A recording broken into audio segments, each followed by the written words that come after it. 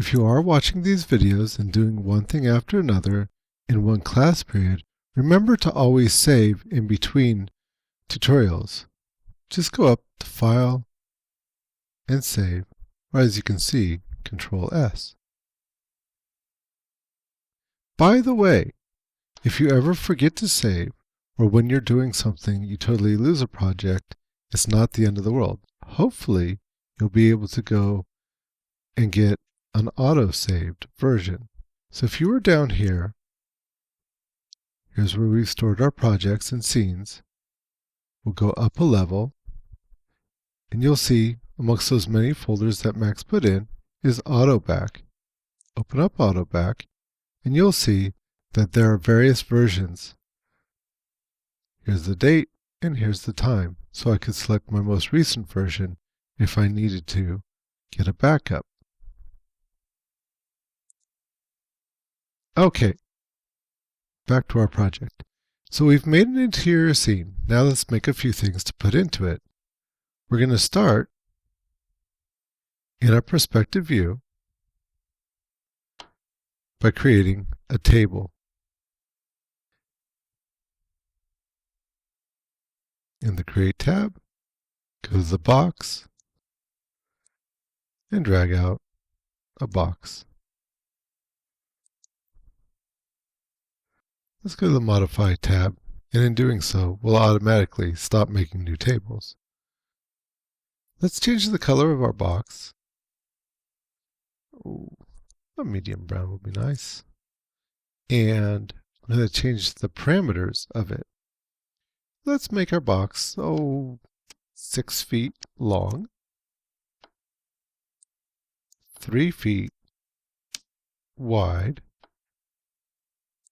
and about 3, so 3, shift, quotation marks, 3 inches tall. Alrighty, and so now we're going to make it, let's see here, to our Move Object tool. We're going to put it about 3 feet off the ground. So down here, in our Z-axis, we can put in 3, and that'll make it 3 feet off the ground. Alright, all good. So we've got our table, and we've got it 6 feet long and 3 feet wide and 3 inches high. But what can we do with it? We can either select it or not select it at this point. So what we want to do is we want to divide it up and give it segments. Over here, underneath the parameters, you'll see the segments. Let's give it a length of, let's say, 24. That's 4 times 6. 24 segments. Now it seems like nothing's happened. That's not quite the case, but we can't see what's happening. So we're going to have to change our view a little bit. Going to the default shading, drop-down menu, go to Display Selected. You'll see Display Selected with Edge Faces. Now when we click it, we'll see the segments. These are all dividers of our object. And we can cut it up and do different things with these different segments. Okay, for width segments, once again, we'll go with about 4 times as many. So that would be 12. 3 times 4 is 12. For height segments, we won't need any more height segments, so we'll just leave that at 1. We still can't do anything with it. So what we have to do is we need to make it editable. We have to turn it from a primitive or parametric object, an object with parameters, to an editable object. You do so by working in this stack, right-click, changing it to Editable Mesh. Now you'll see that the parameters down here have changed and become much more complicated. That's okay. So Here, you'll see that we've got vertices. So those are the dots that make up the object. And with each vertice, you can select a vertice and you can move it. You can select multiple vertices. Now be careful. If I was to just drag and draw a marquee, I could very easily end up moving on objects when I'm trying to drag. So selecting objects is often better done with your select tool. Remember, that's my save tool. Can really get in very little trouble using my save tool.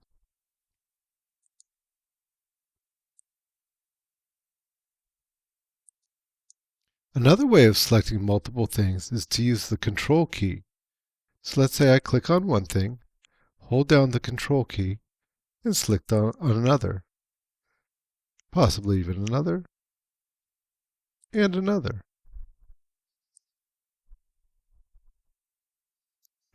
If I want to deselect something, I can hold down the Alt key.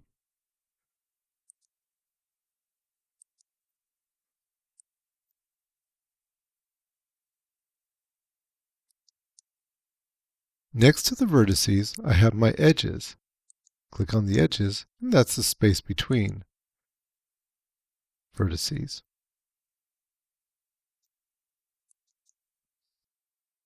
Next are faces. And those are the faces. It's mathematically dissecting a polygon. Okay, this square right here is known as a polygon. And then we have, in fact, polygons.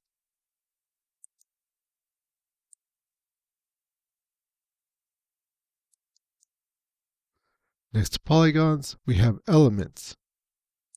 Element will select the whole thing, the whole object. If you look up here in the stack, you can see that it's got this triangle. If you click on the triangle, you get a drop down. In here, as you can see, elements is selected, and elements is also selected down here. Polygons, now the polygon is selected. So it's the same thing. The advantage of this is if you were working, let's say, somewhere down here, you wouldn't have to come over, slide all the way up in order to just do something else. Notice that it holds your selection. So here, here, here, etc. All right.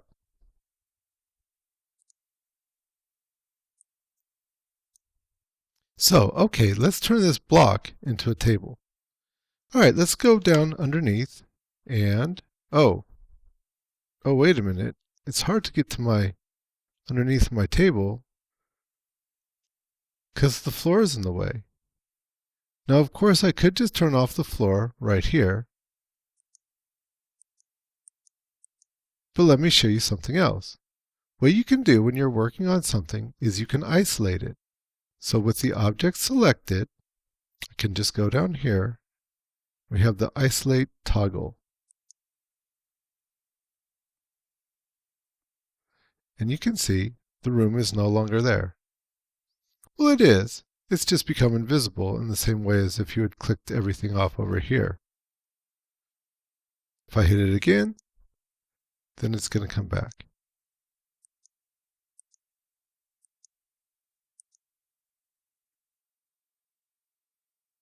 All right, with our table isolated, let's go over to the bottom of it.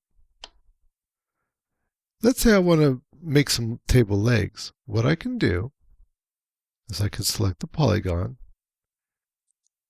and Control select. So just hold down the Control key. All the corners, just one row in. What I could do then is I could just pull down and extrude that out. But you can see it's misshaping the table. That might be fine, but maybe I want it to be a cleaner pull down. What you can do is go down here to extrude. This is in the geometry roll down. By the way, when you have these whole bunch of parameters down here, they're in sections. They call it a rollout because when you click, well, rolls it out. And you get all the different things you can do with it.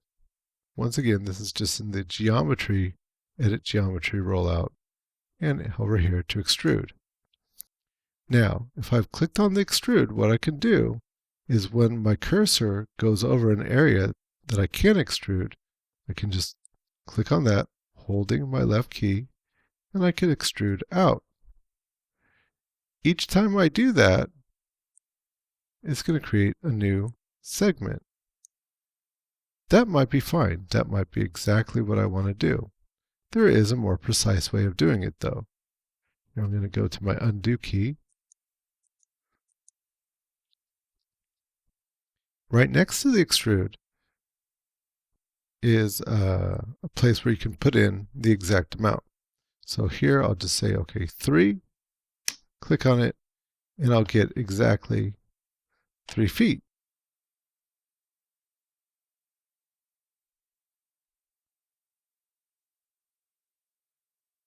In my isolation, and you can see I now have a table. Very simple, but very effective. So we made an object by making it editable